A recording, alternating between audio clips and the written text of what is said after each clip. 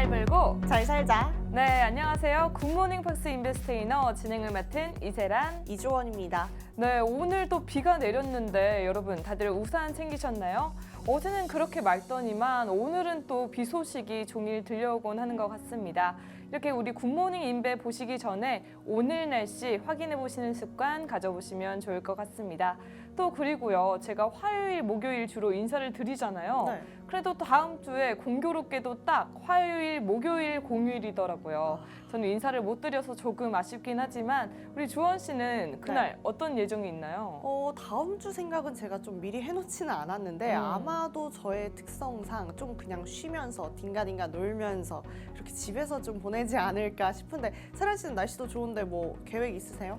저도 10월을 또 맞이하는 만큼이나 10월 계획을 짜볼까도 싶고요. 저도 오랜만에 푹 쉬어볼까 싶습니다. 네. 이렇게 휴일도 앞두고 있지만 요즘 또 9월 마지막 주잖아요. 네. 어느새 이렇게 변동성이 또 큰 만큼 여러분 또 아주 혼란스러우실 텐데요. 네. 다음 달 10월은 또 미증시, 미 대선을 앞둔 만큼 더욱더 우려가 되기도 합니다.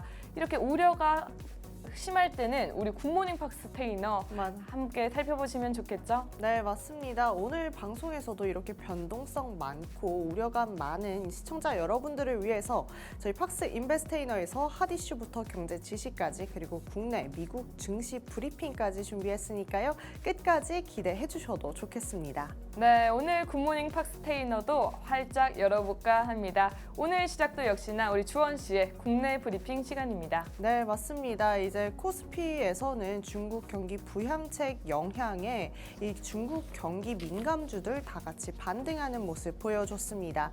하지만 밸류업 부분에서 미편입된 셀트리온 같은 경우에는 다시금 매물이 출회하는 모습이기도 했는데요. 이 미국 주식시장은 엔비디아 상승 속에 신고가를 경신했고 이에 경기 우려로 이어질 수도 있었지만 차별화된 미국 시장을 보여주면서 비컷 확률 증가로 긍정적으로 해석할 수도 있겠습니다. 금리 인하는 어쨌든 위험 자산 선호에 다시금 힘을 불어 넣어줬고요. 이는 코스피에도 어쨌거나 영향을 주기도 했습니다. 코스피는 미국 신고가와 중국 부양책으로 이 장 초반에 상승폭을 확대하긴 했습니다만 뒤로 갈수록 밸류업 실망 매물 출회하면서 장중 계속해서 상승분 대폭 반납하기도 했습니다. 수급 보도록 하겠습니다. 외국인 전장에서도 오전 현물 2,300억 원 이상 순매도하면서 8월 23일 이후 2거래일을 제외하고 모든 거래일을 매도하는 모습 보여주고 있습니다. 그래도 우리 시장 업종별로는 상승 모멘텀이 존재하긴 했는데요. 중국의 인민은행 부양 패키지 발표와 함께 통화 완화 그리고 부동산 부양, 주식시장 안정화가 좀 예상이 되면서 중국 증시는 상승했고 이는 우리 시장에 자연스럽게 화학, 화장품, 의류 관련주에 다시금 힘을 불어 넣어주기도 했습니다. 이에 LG화학, LG생활건강, 아모레퍼시픽 등 이 중국 경기 민감주들 일제히 반등하는 모습이었습니다. 코스닥은 외국인과 기관 순매수 전환에 대형주는 약세를 보였고 중소형주는 약진을 했습니다. 그래도 시장 예상 외로 코리아 밸류업 지수 코스닥이 조금 종목들이 대거 포함이 되면서 중소형주 중심의 강세를 보여주기도 했습니다. 또한 반도체 소부장은 미국 반도체 훈풍과 코리아 밸류업 지수 포함 영향에 다시금 강세를 보이는 하루이기도 했습니다. 끝으로 원달러 환율은 미국 9월 소비자 신뢰 지수 속락에 따른 달러 약세 반영하면서 1.6원 하락하고 아시아 증시는 상승했습니다. 여기까지 간단하게 국내 증시 알아봤다면 간밤에 미국 증시 알아봐야겠죠? 네, 미국 증시 바로 살펴보도록 하겠습니다. 전일 발표된 소비자 신뢰지수가 급락하면서 미국 경기 둔화 우려가 다시 한번 재부상했는데요. 이에 따라 나스닥을 제외한 뉴욕 증시 지수 모두 하락하는 모습 보였습니다. 현재 시각 25일 뉴욕 증권 거래소에서 다우지수는 전날보다 0.70% 하락한 41,914.75로 장을 마쳤습니다. 이날 유일하게 상승한 나스닥 지수는 0.04% 상승한 18,082.20으로 S&P 500 지수는 0.19% 하락한 5,722.26으로 장을 마쳤습니다. 미증시가 나스닥이 강보합을 보인 것을 제외하고 일제히 하락한 이유는 무엇일까요? 바로 미국 경기 둔화 우려와 금리 인하 폭 불확실성이 꼽히고 있습니다. 일단 전일 발표된 소비자 신뢰지수가 98.7을 기록했는데요. 이는 전월의 105.6보다 낮고 블룸버그의 예상치 104보다도 낮은 수치를 보여줬습니다. 특히 하락폭은 2021년 8월 이후 최대로 보여주었습니다. 이에 따라 시장에서 미국 경기 둔화 우려가 재부상함에 따라 이를 확실시하고자 투자자들은 26일 발표되는 GDP 성장률 수치를 주목하고 있습니다. 뿐만 아니라 금리 인하 폭 불확실성 또한 금리 인하, 우리 인하의 요인으로 꼽히고 있는데요. 이에 투자자들은 오늘 발표되는 제롬 파월 연준 의장의 연설을 주목하고 있습니다. 지난 18일 연준이 빅컷을 예정한 이후 파월 의장이 공개적으로 처음 입장을 밝히는 자리인데요. 시장은 파월 의장의 발언을 통해 금리 인하 폭과 속도를 가늠할 것으로 예상됩니다. 또한 다음 날 27일 예정된 금리 인하 폭을 결정할 중요한 수치죠. 개인 소비 지출 가격 지수 발표도 주목받고 있습니다. 종목별로 살펴보자면 전기차는 테슬라가 1.08% 상승했지만 다른 전기차는 니콜라가 7.69% 하락하는 등 급락하는 모습 보였습니다. 반도체주는 투자은행의 낙관적인 보고서로 전날 4% 이상 급등한 우리 엔비디아가 오늘도 2% 이상 상승해주면서 시가총액 3조 달러를 회복했습니다. 이에 따라 반도체가 랠리를 펼치며 반도체 모임인 필라델피아 반도체 지수도 0.8% 상승했습니다. 한편 유명 투자은행 모건 스탠리가 투자 등급을 강등함에 따라 미국의 유명 완성체 업체 제너럴 모터스와 포드는 각각 4.89%, 4.14% 급락했습니다. 미국 경기 둔화 우려 그리고 금리 인하 폭 불확실성에 여전히 흔들리는 모습 보여줬던 미국장 브리핑 이것으로 마치도록 하겠습니다. 이렇게 국내장, 미국장 살펴봤다면 다음은 우리 시장을 주도할 우리 핫 이슈 살펴봐야겠죠. 네, 좋습니다. 저 같은 경우에 오늘 드디어 좀 좋은 소식을 가지고 오긴 했습니다. 세란 씨, 혹시 예상이 좀 가시나요? 제가 또 엔비디아 상승에 오늘 활짝 웃으면서 나왔는데 네. 이 반도체 소식 아닐까요? 네, 바로 맞습니다. 우리 시장 미국을 따라가다가도 요즘 같은 경우에 우리 반도체주들 좀 미국이 잘 가줘도 못 가고 못 가면 못 가서 못 가는 이런 아쉬운 모습들 많이 보여줬는데요. 이게 어쨌든 우리 한국 기업 같은 경우에는 미국의 기술주를 참 많이 따라가고 있었죠. 그럼에도 지금 같이 가지는 못하는 모습, 아쉬운 모습 많이 보여주면서 계속해서 시장에서 반도체주 안 좋다라는 이야기가 많이 나왔는데 전 방송에서도 말씀드렸지만 반도체가 안 좋다면 왜 안 좋은지 객관적인 지표를 우리가 알고 가야 된다라고 말씀드렸는데요. 어제 같은 경우에는 그래도 반도체주들 훈풍 맞이했습니다. 이 반도체주들의 상승 사실상 우리 시장에서 안 반가울 수가 없겠습니다. 어쨌든 대형주가 모두 반도체주로 이루어져 있는 만큼 우리 시장을 이끌어주고 있기 때문에 이 상승들이 우리에게는 반가운 소식일 수밖에 없겠습니다. 세란 씨, 어쨌든 이 부분 보셨다라고 했는데 어떻게 보셨어요? 저는 뭐 삼성전자나 SK 하이닉스 모두 갖고 있는 또 주주기도 하기 때문에 이 아이들이 달려가 줘야 또 다른 반도체주나 아니면 막 YC캠 이런 네. 관련주들도 함께 상승하잖아요. 네. 그래서 저는 정말 기대를 하고 보고 있습니다. 아, 우리 세란 씨가 또 대형주 위주로 많이 가지고 있어가지고 네. 세란 씨가 가진 종목들만 다 잘 가줘도 우리 시장 잘 가지 않을까 이런 생각을 해봅니다.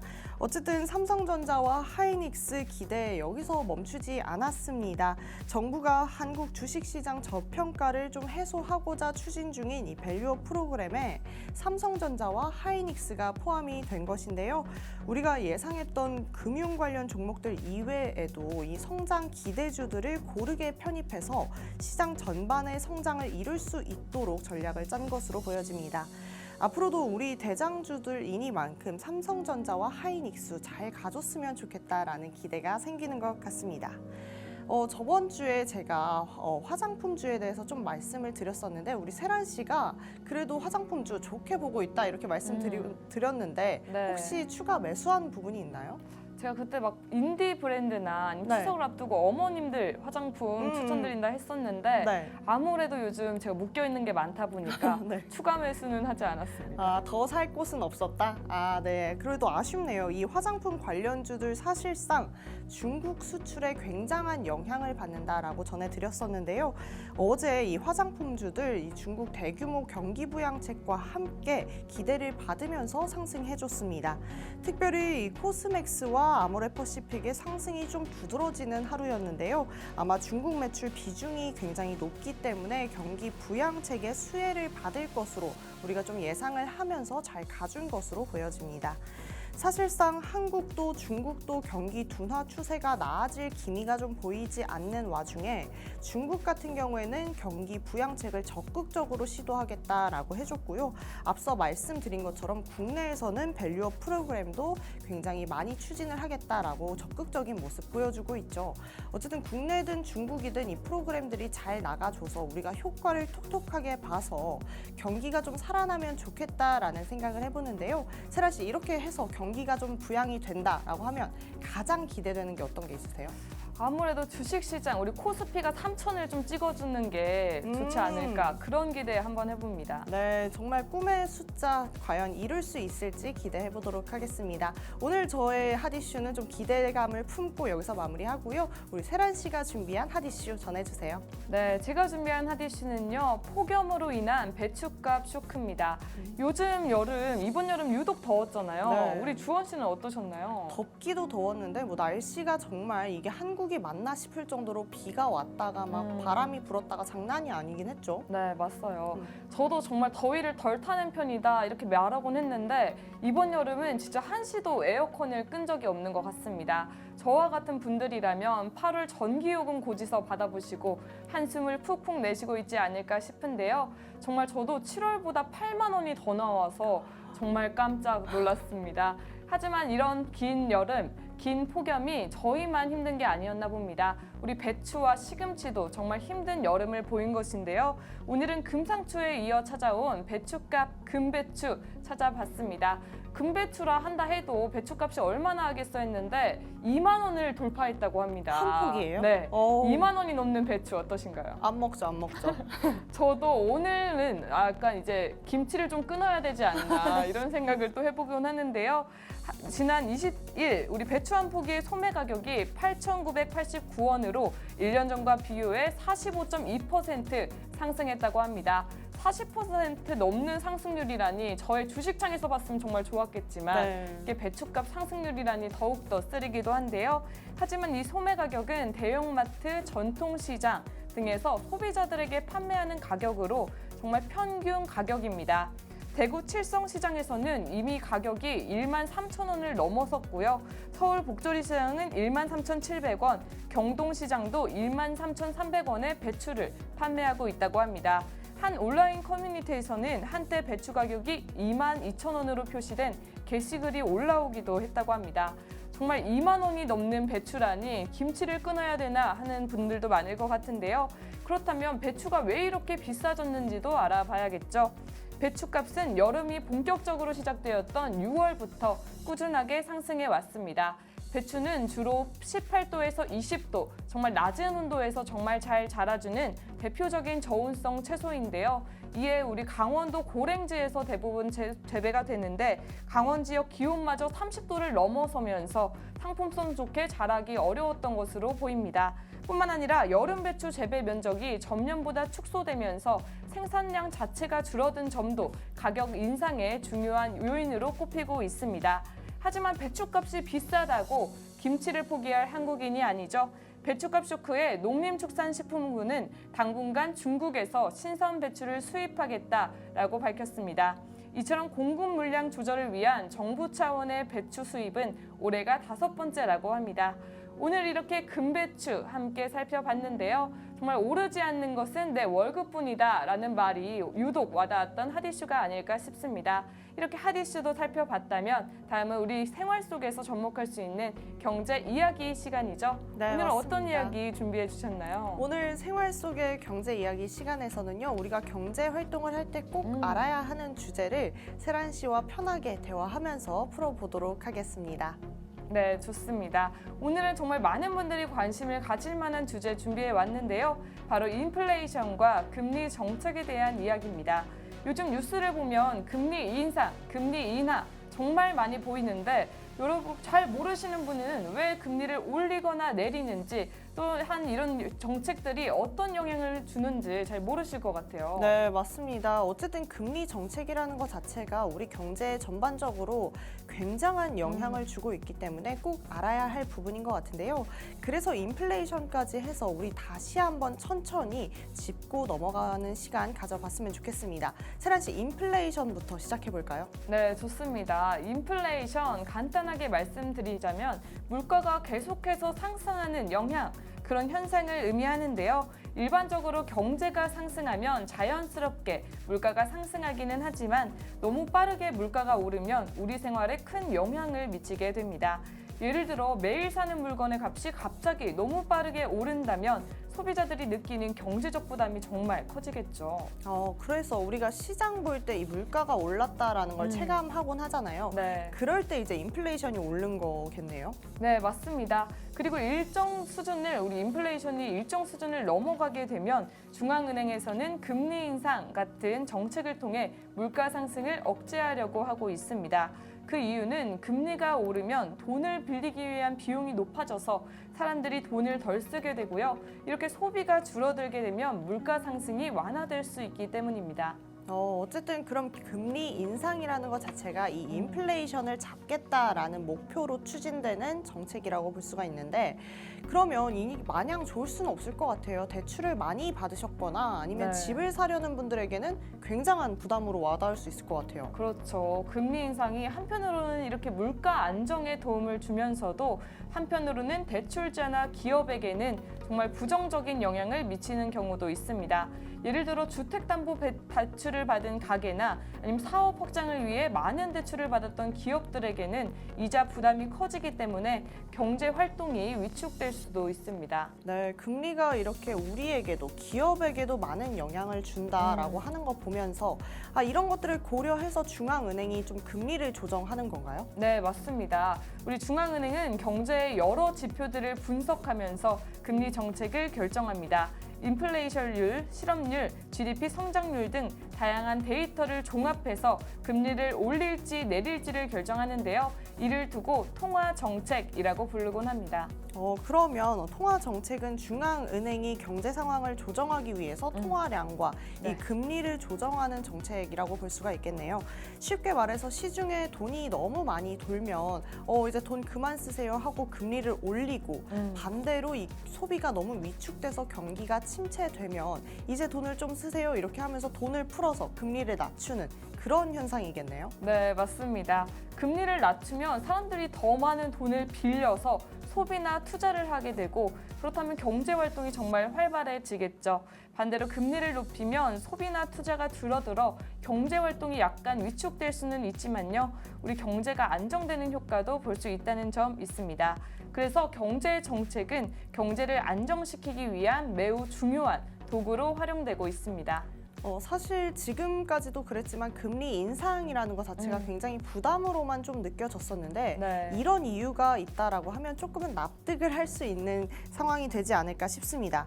그럼 세란 씨, 우리 현재 금리 인상과 인하가 왜 이렇게까지 화제가 되는지 알려주실 수 있나요? 네, 좋은 질문입니다. 최근 몇 년 동안 팬데믹 이후 우리 각국에서는 경기 부양을 위해 금리를 낮추는 정책을 많이 활용했었는데요. 하지만 경기 회복과 같이 정말 빠르게 물가가 상승하면서 그 이후로는 인플레이션을 잡기 위해 금리를 다시 올려야 하는 상황을 맞이했습니다. 그런데 이제 다시 물가 안정을 위해 금리를 낮추거나 아니면 동결하는 국들이 많다는 거죠. 그렇군요. 그렇다라고 하면은 계속해서 뭐 금리를 올리고 내리고 하는 상황이 있어질 텐데 네. 이 코로나 전후로 우리가 이걸 좀 많이 느낀 것 같긴 해요. 그런데 우리가 체감한 것과 다르게 지금 금리를 뭐 낮추거나 동결하겠다 이런 이야기가 나오는데 혹시나 올릴 가능성도 있나요? 당연합니다. 만약 경제 상황에 따라 달릴 수 있는데요. 인플레이션이 이렇게 계속 높게 유지된다면 중앙은행은 금리를 계속 올릴 수도 있습니다. 하지만 지금처럼 경기 침체가 우려된다면 금리 인상이든 인하든 그 속도를 조절하겠죠. 이처럼 금리 정책은 매우 복잡하고 경기 전체에 정말 큰 영향을 미치는 만큼 정말 신중한 판단이 필요할 것으로 보입니다. 네, 정말 이렇게 대화하면서 흥미롭게 이 주제를 좀 풀어가니까 이제는 좀 뉴스에서 금리 이야기가 나왔을 때 그래서 뭐 어떻게 한다는 거지? 이렇게 어렵게만 느끼지 않아도 될 것 같다 이런 생각이 드는 것 같습니다. 오늘도 또 이렇게 세란 씨와 대화하면서 많은 것을 배워가는 것 같습니다. 네, 저도 이렇게 쉽게 풀어서 함께 대화를 하니까 더욱 좋았는데요. 다음 시간에도 더욱 유익한 경제 이야기로 함께 찾아뵙겠습니다. 더 전문적이고 심층적인 내용들은 저희 뒤에 계시는 우리 멘토님께서 전해주실 텐데요. 하단에 있는 QR코드를 통해 팍스 통신망에 입장하시면 저희 이정호 멘토님께서 시장에 대한 정보와 브리핑까지 그리고 전망까지 확인해 볼 수 있습니다.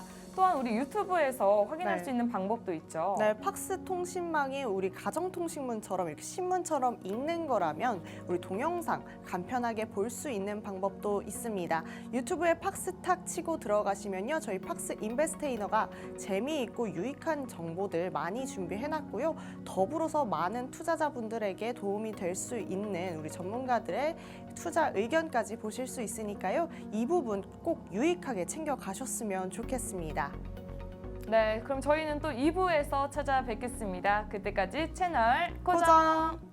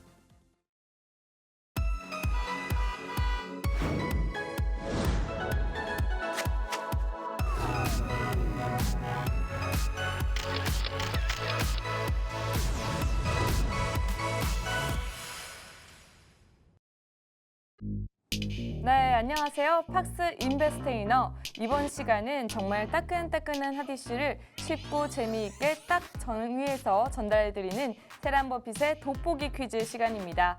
오늘 이 시간을 시작하기에 앞서 7가지 숫자를 불러드릴까 하는데요. 3, 14, 19, 21, 26, 33. 무슨 숫자인지 아시겠나요? 바로 행운의 숫자 7개입니다.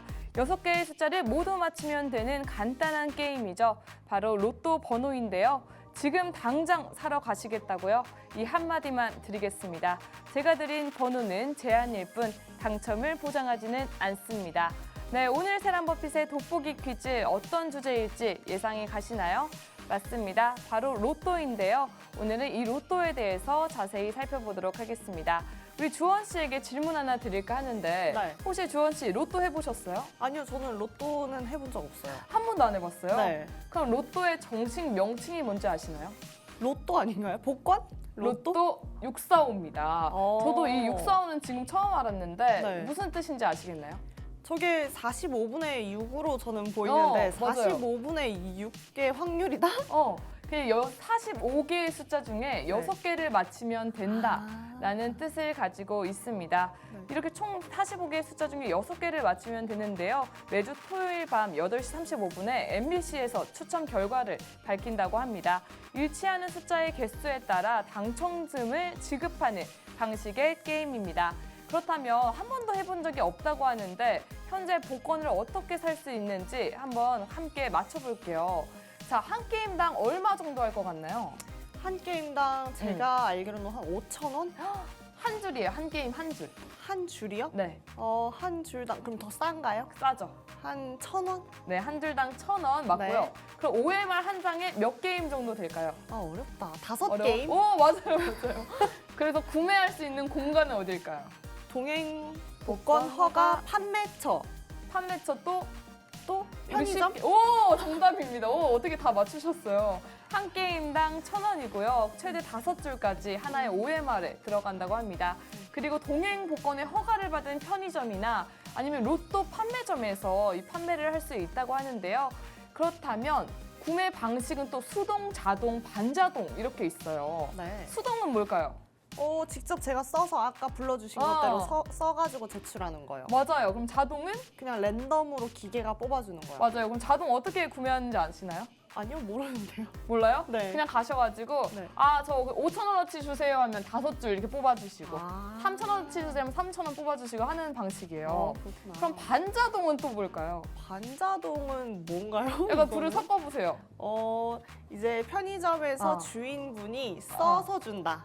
주인분이 갑자기 네, 써서 준다. 반자동. 주인픽이군요. 네, 주인픽. 아닙니다. 이렇게 해서 수동과 자동을 섞었다 생각하시면 되는데 네. 한 개에서 5가지 숫자는 정하시고 나머지는 자동으로 돌리는 것을 반자동이라고 합니다. 네. 저도 반자동에 있는 건 처음 알았어요. 저는 주로 거의 자동으로 하곤 하는데요. 이렇게 용지와 이런 식으로 여기다 이렇게 찍찍찍 찍어서 하는 게 자동입니다. 수동이겠죠? 네, 이렇게 용지와 그에 해당하는 돈을 또 드리면 이런 식으로 영수증 형태의 로또를 주게 됩니다. 판매점에 따라 이 OMR 종이를 회수를 하거나 아니면 버리는 경우나 아니면 돌려줄 수도 있는데요. 만약 당첨이 됐다 할 경우에 이 OMR은 어떻게 인정이 될까요? 아니요, 안 되겠죠? 꼭 이 영수증 형태로만 되니까 영수증은 꼭 버리시면 안 됩니다. 그럼 만약 당첨이 안 될 수도 있잖아요. 그럼 이 복권, 종이는 아주 쓰레기가 되는 걸까요? 아니니까 지금 물어보는 거 아닐까 싶네요. 맞습니다. 저도 이것도 처음 알았는데요. 당첨이 되지 않았던 경우라도 우리 동행 복권 측에서 낙첨 복권 응모 캠페인을 매달 진행하고 있다고 합니다. 그렇기 때문에 이를 노려보시는 것도 방법 중에 하나임을 알려드립니다. 그렇다면 우리 가장 중요한 게 뭐겠어요? 뭘 것 같아요? 당첨액. 맞아요. 당첨금이 중요하겠죠? 네. 당첨금 어떻게 측정되는지 알아보도록 하겠습니다. 이게 사람들이 당첨금을 많이 모으면 판매 금액이 있겠죠? 그중 50%는 당첨금, 당첨 사람들끼리 나눠가지고요. 또 50%는 복권 기금으로 적립됩니다. 그럼 복권 기금 또한 우리 당첨이 되면 이 돈을 찾아가는 기한이 또 존재하는데요. 바로 1년입니다. 1년이 지났다면 그 돈 또한 이렇게 복권 기금으로 적립이 됩니다. 그럼 이렇게 해서 적립된 복권 기금은 어떻게 사용이 될까요? 바로 결식 아동 지원이나 한부모 가정 지원 등 정말 공공복지 사업에 활용된다고 합니다. 이렇게 복권 기금을 제한 50%를 당첨자끼리 나눠 가진다라고 설명을 드렸는데요. 그렇다면 우리 주원 씨 몇 등까지 있는지는 아시나요? 잘 모르는데 계속 5가 나오고 있으니까 5등으로 할게요. 정말요? 정말 잘 찍었어요. 와, 이게 5등까지 있습니다. 네, 이렇게 5등까지 있는데 5등은 3개 번호만 맞추면 되고요. 4등은 4개 번호, 3등은 5개 번호, 1등은 6개 번호인데 2등이 바로 이 보너스 볼 추천을 6개 말고 7개를 발표를 해드리잖아요. 네. 그 보너스 볼까지 하면 2등이 됩니다. 신기하죠. 네. 근데 이제 당첨금을 또 알아봐야 될 텐데 네. 5등과 4등은 고정금이에요. 5등이 되면 5,000원을 받고요. 4등이 되면 이렇게 5만 원을 받게 되고요. 나중에 3등, 2등, 1등은 이 5등, 4등 고정금을 제외한 나머지를 일정 비율에 따라 나눠 갖게 됩니다. 3등은 12.5%, 2등도 12.5%, 그리고 1등은 75%인데요. 뭐 2등과 3등이 같다는 게 좀 이상하지 않나요? 네, 이상하네요. 2등, 3등, 2등이 보너스 볼까지 있었는데 오. 왜 그럴까요? 왜냐하면 이 금액을 다 받는 게 아니고요. 이 금액을 또 당첨자 수로 나눠 갖기 때문에 확실히 3등보단 2등이 더 적겠죠. 그렇기 때문에 상대적으로 더 큰 비용을 갖게 됩니다. 하지만 만약 1등이 막 60명 되고 2등이 1명 됐어요. 네. 그럴 경우에는 2등이 더 많은 돈을 받을 수도 있는데요. 이럴 경우에는 피해 보상은 따로 존재하지 않는다고 합니다. 신기하죠? 저도 네. 이거 처음 알았어요. 오. 그렇습니다. 그렇다면 본평 당첨, 복권에 당첨되면 또 세금도 떼요. 얼마나 떼는지 한번 볼까요? 200만 원 이하의 금액은 세금을 떼지 않는데요. 네. 200만 원 초과해서 3억 이하의 경우엔 22%를 떼고요. 3억을 초과할 경우에는 33%를 뗀다고 합니다. 2등의 경우에도 3억을 초과하면 22%를 떼는데 아직까지는 그런 경우는 없다고 합니다.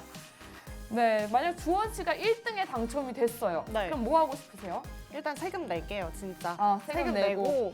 그러고 1등에 당첨이 됐다. 그러면 어. 좀 주변 사람들한테 좀 많은 걸 좀 사줄 것 같아요. 비밀리에. 비밀리에. 이제 선심 쓰는데 좀 많은 걸 좀 사줄 것 같아요. 그럼 의심하지 않을까요? 갑자기 얘가 왜 이러지? 로또에 아니요, 그렇게 당첨됐나? 뭐 평소에 의심할 정도로 제가 안 그러진 쓰지 않았기 않았어요? 때문에 네. 네, 충분히. 이게 받은 돈을 베풀겠다 하는 우리 음. 주원 씨의 마음 살펴봤는데요. 그날을 꿈꾸시며 1등이 되시면 꼭 해야 되는 점 네. 소개해 드리도록 하겠습니다. 우선 복권 뒷면에 서명이나 도장이나 아니면 주민번호를 써놓는 등에 꼭 서명을 꼭 해놓으셔야 합니다. 만약에 우리 복권 용지를 도난당했거나 분실했거나 아니면 누가 가져야 될지 이렇게 애매할 때는 뒤에 우리 서명이 우리 여러분의 소중한 당첨금을 보장할 수 있다는 점 안내드리고요. 또 2등에서 3등까지는 근처 NH은행에서 NH농협은행에서 찾으시면 되는데 1등의 경우에는 서대문역 근처에 있는 농협 본점을 꼭 찾아가셔야 된다는 점 소개해드립니다. 또한 이때 준비물이 또 있어요. 바로 신분증, 그리고 복권 용지, 그리고 농협 계좌가 필요한데요. 이 농협 계좌는 직접 개설도 할 수 있고요. 타행으로 이송도 가능하지만 1등의 경우에는 VIP 통장이나 골드 통장이라고 꼽히는 정말 최우선 고객을 위한 통장을 만들어서 지급해 드린다고 합니다. 이렇게 인생 역전을 꿈꾸는 로또. 하지만 초기와는 정말 다른 모습 보여주고 있는데요. 2002년 최초로 시행할 경우에는 무제한 2월을 적용하고 있었습니다. 그렇기 때문에 정말 계속 2월이 된다면 1등이 될 경우 수백 원을 가질 수 있다. 수백억 원의 주인공이 될 수 있다라는 기대감을 갖기도 했는데요. 이에 우리 당첨금이 정해져 있던 주택복권이나 체육복권, 기술복권들이 몰락하기도 했다고 합니다. 이렇게 무제한 2월에 정말 곤혹을 겪었던 우리 정부에서는 방식을 바꿨습니다. 단 2회 2월로 한정을 했던 건데요. 또한 우리 게임당 비용을 2,000원에서 1,000원으로 낮추기도 했습니다. 이렇게 낮췄기 때문에 당첨금 또한 확실히 줄어들었는데요. 예전에는 평균 당첨 금액이 56억 원 정도였다면 이번에는 약 10억 중반대로 확 낮아졌다고 합니다. 이로 인해서 최근 복권 1등 당첨 금액이 정말 이게 1등 금액이 맞냐 하는 논란도 함께 일어나고 있습니다. 먼저 적은 당첨금입니다. 옛날에는 이렇게 22억을 타서 아파트가 5억이니까 한 4대 정도 살 수 있지 않나 했었는데요. 지금 당첨금은 20억으로 비슷하지만 아파트 한 대 가격이 12억. 이어서 우리 세금을 떼면 13억 5천만 원 정도 받아서 정말 아파트 한 채 사면 끝이라는 정말 이게 1등에 맞나 하는 금액이 나오고 있습니다. 또한 하나의 더 논란이 있는데요. 바로 무더기 당첨입니다. 보시면 1128회차 7월 13일 복권 당첨인데요. 몇 명이 됐는지 보이시나요, 주원 씨? 네, 보이는데 몇 명이에요? 이거 언제 다 돼서? 여기. 아, 바로 63개. 네, 63명의 1등 당첨자가 발생했습니다. 그렇기 때문에 당첨금이 4억 1,993만 원이었는데요. 4억 1등에 당첨했는데 4억을 받아가지고 네. 정말 전세도 못 사는 1등이다라는 오명까지 받고 있었습니다. 그럼 다른 나라 한번 살펴볼까요? 우리 미국엔 우리 유명한 파워볼 복권, 메가 밀리언 복권 등이 있는데요. 1등 당첨금 한번 보세요. 1조 8천억 원. 오, 알았네요. 와우. 제가 도와드릴게요. 네, 아주 복권 같은 방송입니다. 네, 1조 8천억 원의 당첨금을 받았다고 합니다. 이 미국에서는 복권 한 게임당 게임비를 1달러에서 2달러로 인상했는데요. 그 이유 또한 정말 막대한 당첨금을 원하는 소비자들의 수요에 의한 것이라고 합니다. 그 결과는 어땠냐면요. 이 어마어마한 금액은 우리 3개월간의 당첨 금액이 계속돼서 2월하면서 1조 8천억 원을 기록했다고 하는데요. 세금 37%를 제하고도 1조 원이 넘는 당첨금을 수령했다고 합니다. 또한 바로 이웃나라죠. 일본의 경우는 어떨까요? 일본 복권과 관련해서 정말 유명한 어록이 하나 있습니다. 서민들의 꿈에는 세금을 매길 수 없다. 꿈에는 바로 비과세다라는 말이 유명한 어록인데요. 하지만 복권을 살 때 약 40%라는 세금을 낸다는 점에서 우리나라도 근데 50%의 복권 기금은 또 제하니까 세금 정도는 없애도 되지 않나 이런 생각도 듭니다. 이렇게 엄청난 당첨금의 미국 그리고 세금을 부과하지 않는 일본에 비해 최근 로또 복권의 무더기 당첨까지 발생하면서 조작 논란 또한 당첨금 액수 불만들이 나오고 있는데요. 이런 끝없는 방안들이 나오고 있습니다. 1등 당첨금을 높이기 위해 당첨 확률을 인하하자. 그렇기 때문에 45개의 숫자에서 60개나 70개로 우리 당첨 숫자를 늘리자 하는 방안도 나오고 있고요. 또한 게임비를 다시 2,000원으로 인상하자라는 방안도 나오고 있습니다. 또한 최근 이런 기사 보신 적 있으실까요? 우리 봐보세요. 로또 1등에 3억 원, 집도 못 사. 또한 우리 이게 얼마가 적당할까요? 이런 사람들의 불만에 우리 정부가 드디어 우리 소비자들의 말을 듣겠다라는 말인데요. 기획재정부 복권위원회가 9월 23일부터 10월 25일까지 약 한 달간 국민권익위원회가 운영하는 국민생각함에서 로또 복권 1등 당첨금 규모 변경이라는 설문조사를 진행하고 있습니다. 기재부와 복권위는 국민생각함 의견과 전문가 의견을 통합해서 당첨 구조를 손질하고 당첨금 상향 여부들을 결정하겠다라고 밝혔는데요. 다만 상향해야 한다라는 의견이 우세하더라도 다양한 절차가 존재하기 때문에 이게 실제 우리 복권에 당첨되기까지는 상당한 시간이 소요될 것으로 보입니다. 이렇게 오늘 세란버핏의 돋보기 퀴즈에서는요. 로또 복권을 소개해드렸는데요. 최근 이렇게 무더기 당첨 논란에도 휩싸인 로또지만 이 로또에 당첨될 확률은 814만 5,060분의 1이라고 합니다. 우리가 흔히 벼락 맞을 확률이 50만 분의 1이다라고 말은 하는데요. 이는 우리 복권 1등은 우리 벼락을 약 50회 정도 맞을 확률이라고 합니다. 이렇게 정말 낮은 확률과 다르게 정말 기업의 호재나 실적을 보면 상승할 수 있다라는 걸 예측할 수 있는 우리 주식 더욱더 좋지 않나 이런 생각이 드는데요. 우리 훨씬 수익을 내기 좋은 주식에 여러분은 투자하길 좀 기대를 해보면서 앞으로도 우리 팍스 인베스트이너와 함께 하시길 바라보겠습니다.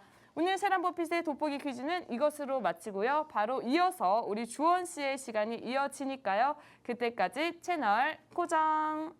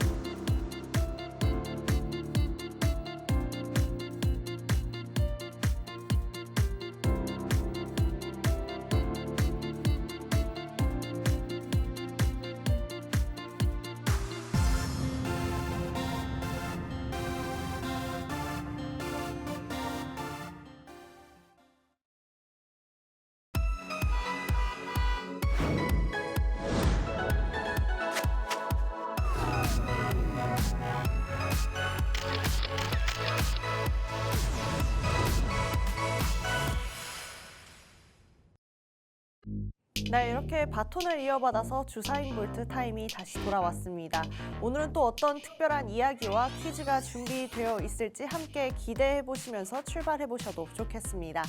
오늘은 우리에게 너무나 사랑을 받고 있고 신뢰를 받고 있는 오뚜기에 대해서 이야기해 볼까 합니다. 어쨌든 우리에게 라면주로도 유명했고 계속해서 K푸드의 열풍을 통해서 삼양과 함께 호재를 누리고 있는 기업 중에 하나이기도 한데요.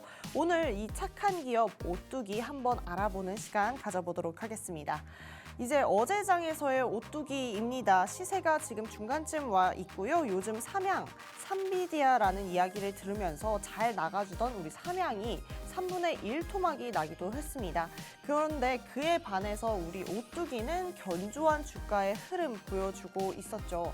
어쨌든 이런 것들을 보면 특별한 모멘텀이나 어떤 이슈에 의해서 올라온 종목들보다는 견조한 어떤 기술력을 바탕으로 꼼꼼히 올라간 그런 기업들이 잘 나가준다라는 것을 볼 수가 있을 것 같습니다.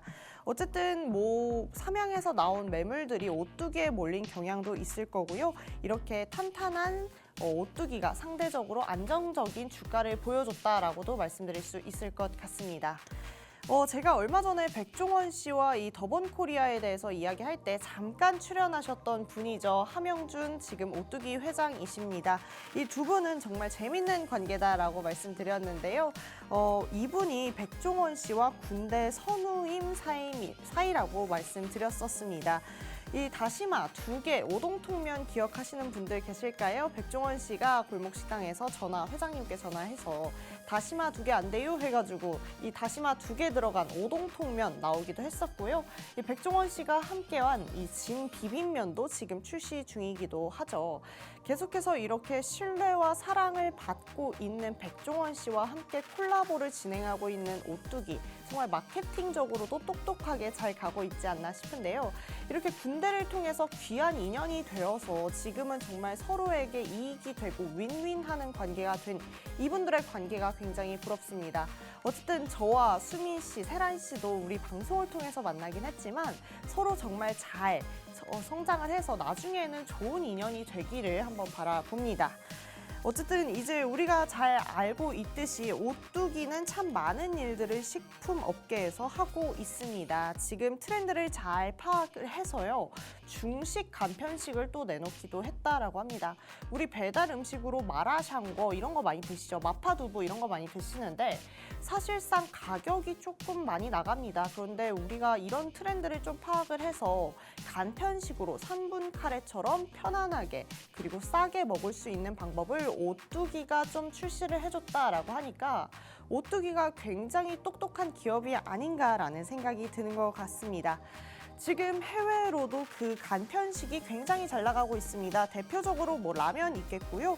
오뚜기 3분 카레, 만두 이런 것들을 좀 보는 것은 어떻게 보면 오뚜기가 내가 정말 뭘 잘하는지 알고 그 부분을 깊게 파는구나 라는 것들을 좀 체감할 수 있는 부분이지 않을까 생각을 해봅니다. 어쩌나 그러나 저러나 우리 오뚜기 하면 라면에 대해서 또 말씀 안 드릴 수가 없을 것 같아요. 이 올해 라면 수출액이 최대치를 기록할 것이 기대되어지면서 라면 관련주들이 굉장한 관심을 받았습니다. 어쨌든 삼양 이야기를 안 할 수가 없는데 삼양 같은 경우에는 SNS에서 불닭볶음면이 굉장한 유행을 끌어주면서 삼양을 해외로도 끌어가줬다라고도 말씀드릴 수 있겠죠. 그에 비해서 오뚜기는 살짝 부진한 성적이긴 했는데요. 지금으로 보면 당시에 불닭볶음면을 부러워했던 오뚜기가 간편식을 통해서 굉장한 성장을 하고 있다라는 걸 볼 수가 있겠고 장기적으로도 오뚜기가 조금 우세할 수도 있지 않을까 지금 상황에서는 볼 수 있을 것 같습니다. 어쨌든 오뚜기가 라면과 함께 K푸드가 굉장한 유행을 하면서 지금 오르고 있다. 요것들은 굉장히 사실이라고 볼 수 있을 것 같습니다. 그러면서 이 삼비디아로 불렸던 삼양의 좀 아픔을 느끼고 계신 분들이 오뚜기에 좀 관심을 돌리는 시기가 될 수 있지 않을까 생각을 해봅니다. 사실 뭐 여담이긴 한데요. 지금 같은 경우에 경기가 안 좋을수록 이 라면의 수출, 라면의 판매액이 굉장히 높아진다라고 합니다. 마음이 아프지만 경기가 안 좋을수록 생활이 어려울수록 라면을 찾는 분들이 많아지는 건데요. 지금 경기가 안 좋은 국가 어디가 있죠? 중국이 있죠. 이 중국의 경기가 안 좋은 만큼 라면의 수출이 굉장히 올라갔다라고 합니다. 그런 것뿐만 아니라 계속해서 중국의 1인 가구 수가 증가하고 간편식에 대한 수요까지도 높아지기 때문에 이 중국에서 멈추지 않고 해외로까지 계속해서 나가지 않을까 싶습니다. 혹시 세란 씨 라면 좋아하시나요? 아, 제가 라면을 안 먹어요. 왜 안 드세요? 제가 면도 안 좋아하고 국물도 딱히 안 좋아해서 라면을 지금 1년에 한 개? 그 정도 먹습니다. 아, 근데 해외 나가면 또 생각이 나지 않아요? 이상하게? 제가 놀랍게도 네. 해외를 잘 안 가봐가지고 네, 신기하죠? 지금 대화가 살짝 창과 방패의 느낌이 없지 않아 있긴 한데 저는 맞아요. 라면이 좋다라고 이야기해 주길 바랬는데 저도 라면을 별로 안 좋아하거든요. 아, 정말? 네, 그래서 사실 설득력이 없어 보이긴 하는데 그래도 오뚜기 잘 나가고 있다라는 점 알아두셨으면 좋겠습니다. 어쨌든 라면이 쏘아 올린 공으로 호재를 맞이한 거인지는 모르겠지만요. 오뚜기가 정말 우리가 항상 말하는 인과응보 그리고 뿌린 대로 거둔다라는 이미지를 보여주는 게 확실한 것 같습니다. 어쨌든 오뚜기는 현 회장의 아버지부터 계속해서 사회 공헌적인 봉헌을 하고 있다라고 하는데요. 이 와중에 서민들이 모두가 좀 편안하게 먹을 수 있는 간편식에 이 가격을 최소한으로 유지하려고 하는 노력까지도 하고 있다라고 합니다. 그럼 오뚜기의 서사 약간만 얘기하고 넘어가도록 하겠습니다. 어쨌든 지금 함영준 회장님의 아버지죠. 함태호 회장님의 이야기인데요. 이때 당시에 함태호 회장님은 굉장히 부잣집 아들로 태어납니다. 그러면서 한국 전쟁이 발발하고 부잣집 아들인데도 불구하고 전쟁에 나갑니다. 그리고 돌아와서도 아버지의 사업을 그대로 받으면 되는데 그러지 않고 식품주를 계속해서 공부를 합니다. 그러다가 이제 출시한 게 풍림인데요. 풍림 상사를 출시하게 되었습니다. 그 후로도 최초의 케첩 그리고 마요네즈까지 출시를 하면서 굉장히 트렌드에서 앞서 나가는 모습 보여주곤 했습니다. 그렇게 이 함태호 회장의 트렌디한 감성은 계속해서 이어지다가 굉장히 중요한 말씀을 남기시곤 합니다. 이 사업이 일정 궤도에 오르면 사회에 환원해야 한다라는 지론을 실천하시기도 하는데요. 그러면서 지금까지도 계속해서 아이들에게 봉헌을 하고 기부를 하는 등 이 심장병 아이들 23명에게 매월 계속해서 기부를 하는 것들이 오뚜기를 통해서 이루어지고 있다라고 합니다. 어쨌든 이렇게 착한 기업으로 우리 기억에 남고 있는 오뚜기, 지금도 공로를 인정받아서 이 국민의 훈장을 받기도 한 호감 기업이다라고 말씀드릴 수 있을 것 같습니다. 오늘 이렇게 좀 간단하게 오뚜기에 대해서 말씀드렸는데요. 오뚜기 사실 시간 관계상 제가 말씀 못 드린 부분이 굉장히 많은데 해외로도 수출을 굉장히 많이 하고 있고 지금은 미국뿐만 아니라 유럽까지도 그 발을 넓히고 있다라고 합니다. 오늘 오뚜기 이야기 가장 가까이에서 들은 우리 세란 씨 한번 들어보고 싶은데요. 오늘 어떠셨어요? 저도 오뚜기가 아무래도 라면은 좋아하지 않지만 네. 제가 또 마요네즈, 케찹은 또 좋아하거든요. 오, 다행이다. 그렇고 또 오뚜기가 또 호감형을 가진 기업인 만큼 네. 아무리 넘어져도 다시 일어나는 게 오뚜기잖아요. 네. 그래서 우리 견조한 흐름을 보여주는 만큼 오뚜기 한번 매수를 해볼까 매수를 눈여겨보고 싶습니다. 이제 그만 사셔도 되지 않아요? 계속해서 사실 의향이 있으세요? 백화점에 아직 식품주가 많지 않아서 하나 정도 입점해도 괜찮을 것 같습니다. 그렇네요. 백화점 하나 하려면 식품주 그럼요. 꼭 필요하니까요. 여러분도 오늘 저의 의견을 듣고 오뚜기가 솔깃하시다면 한번 찾아보시는 것도 좋을 것 같습니다. 어쨌든 저희가 계속해서 좋은 정보, 유익한 정보 전달해드리려고 노력하고 있으니까요. 이 아침 시간에 잠깐이라도 짬 내셔서 이 시간 알차게 보내보시는 거 어떤가 싶습니다. 저희는 내일 마지막 장을 앞두고 저희 다시 찾아뵐 텐데요. 이 내일 아침까지도 오늘 알찬 시간 보내시는 데 일조해드렸으면 좋겠습니다. 본 방송에서 제공하는 정보는 투자 판단에 대한 조언일 뿐 해당 종목의 가치 또는 상승과 하락을 보장하지 않는다는 점 유의하셔야겠습니다. 저희는 내일 같은 시간에 다시 인사드리도록 하겠습니다. 시청해주신 여러분 고맙습니다.